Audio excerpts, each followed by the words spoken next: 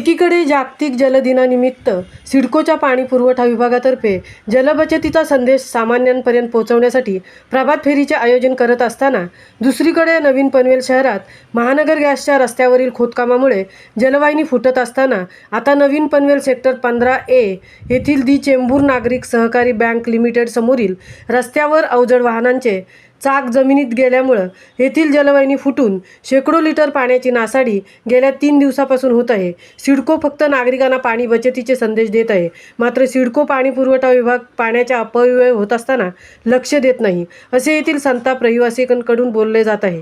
गेल्या 2 दिवसापूर्वी शहरासह नवीन पनवेल, खांदा कॉलनी आणि कळंबोली या वसाहतीमध्ये MJPच्या फुटलेल्या जलवाहिनी दुरुस्तीच्या कामामुळे नागरिकांच्या नळाला पाणी येत नव्हते। ऐन उन्हाळ्यात नागरिकांना पिण्याच्या पाण्याचे टँकर मागवावे लागले होते।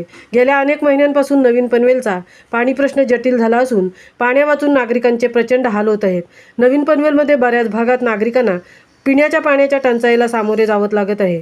दुसरीकडे सिडको प्रशासनाच्या व महापालिकेच्या अधिकाऱ्यांच्या हलगर्जीपणामुळे पाईपलाईन फुटून हजारो लिटर पिण्याच्या पाण्याचा अपव्यय होत आहे।